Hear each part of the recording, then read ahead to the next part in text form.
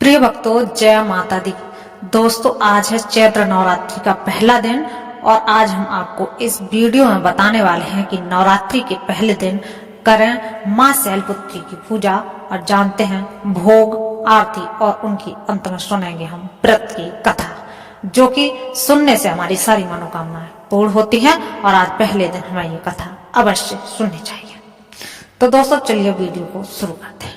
आज से चैत्र नवरात्रि का शुभ आरंभ हो चुका है। चैत्र नवरात्रि के 9 दिनों तक माँ दुर्गा की पूजा अलग अलग स्वरूपों में की जाती है।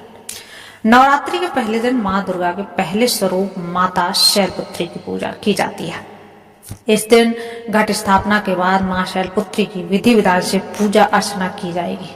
माता पार्वती को माँ शैलपुत्री कहा जाता है। उनका वाहन वृषभ है, इसलिए उन्हें वृषभारूढ़ा भी कहा जाता है। ऐसी मान्यता है कि जो व्यक्ति पूरी श्रद्धा और विधि विधान से माँ शैलपुत्री का पूजा अर्चना करता है, उसकी सारी मनोकामनाएं पूरी होती है।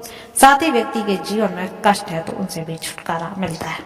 तो चलिए जानते हैं माँ शैलपुत्री की पूजा कैसे करें और कौन सा भोग उन्हें लगाएं।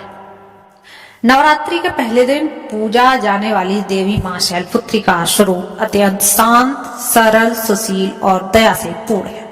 माँ का रूप दिव्य और आकर्षक है। उनके दाएं हाथ में त्रिशूल और बाएं हाथ में कमल का पुष्प शोभायमान है, जो उनके अद्भुत और शक्ति से भरे स्वरूप का प्रतीक है। माँ की सवारी है जो वो वृषभ है। माँ शैलपुत्री का तपस्वी रूप बहुत ही प्रेरणादायक है। उन्होंने घोर तपस्या की है और समस्त जीवों की रक्षिका है वो। नवरात्रि के पहले दिन का व्रत और पूजा विशेष रूप से कष्टों से मुक्ति दिलाने वाली मानी जाती है। विपत्ति के समय में माँ शैलपुत्री अपने भक्तों की रक्षा करते हैं और उनकी सभी इच्छाओं को पूरा करते हैं। माँ शैलपुत्री साधक के मूलाधार चक्र को जागृत करने में भी सहायक होती है। मूलाधार चक्र हमारे शरीर का वह ऊर्जा केंद्र है जो हमें स्थिरता, सुरक्षा और मानसिक शांति प्रदान करता है। इस चक्र के जागरण से जीवन में सकारात्मकता और समृद्धि का प्रभाव होता है। माँ शैलपुत्री की पूजा विधि की बात करें तो अब सुबह जल्दी उठिए। नवरात्रि के पहले दिन पूजा का आरंभ ब्रह्म मुहूर्त में करें। इस समय वातावरण शुद्ध और आध्यात्मिक होता है। पूजा से पहले स्नान करके शुद्ध और स्वच्छ कपड़े पहने। एक चौकी पर गंगा जल छिड़क कर इसे शुद्ध कर लें और फिर उस पर माँ शैलपुत्री की मूर्ति, तस्वीर या फोटो स्थापित कर लें।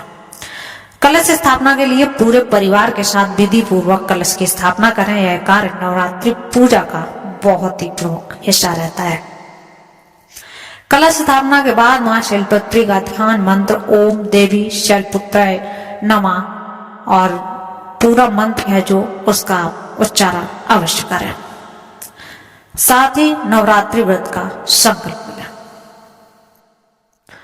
उसके बाद आप माँ शैलपुत्री की पूजा षोडशोपचार विधि से करें। इसमें सभी नदियां, तीर्थों और दिशाओं का आवाहन किया जाता है।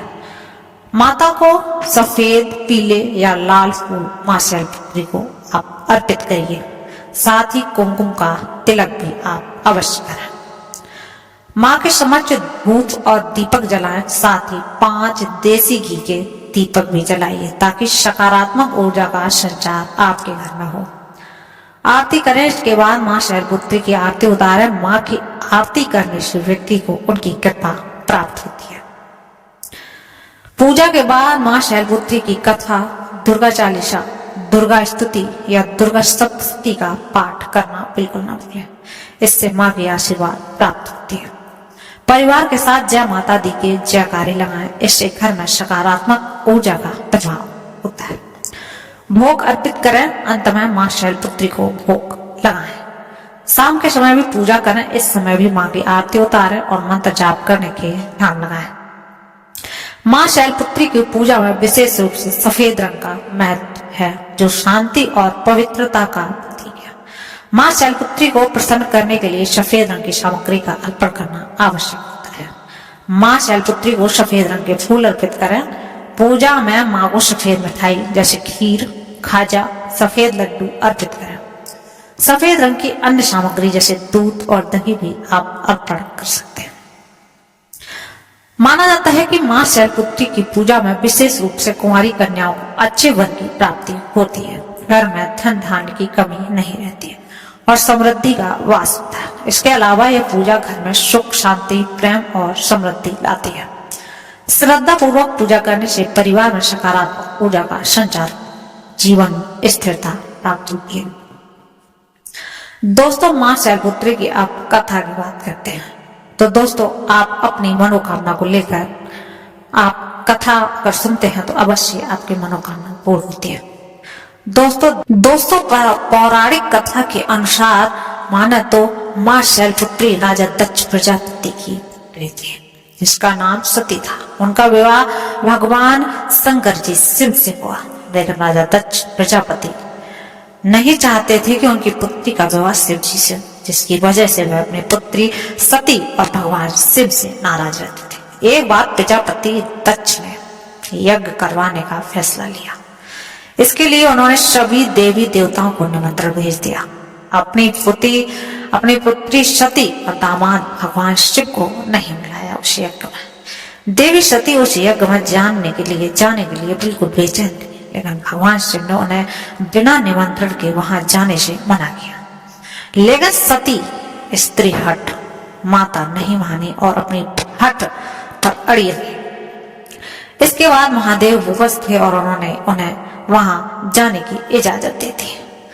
सती जब अपने पिता प्रजापति दक्ष के यहाँ पहुंची तो वहां किसी ने भी उन्हें प्रेम पूर्वक व्यवहार नहीं किया। उनका और भगवान शिव का उपहास उड़ाया। इस व्यवहार से देवी सती बहुत आहत हुई। वो अपने पति का अपमान बर्दाश्त नहीं कर पाई और क्रोधवश वहां स्थित यज्ञ कुंड में बैठ गई। जब शिव को यह बात पता चली तो वे दुख और क्रोध की ज्वाला में जलते हुए वहां पहुंचे और यज्ञ को ध्वस्त कर दिया। और कहा जाता है कि इसके बाद देवी सती ने भी हिमालय पुत्री पार्वती के रूप में जन्म लिया था।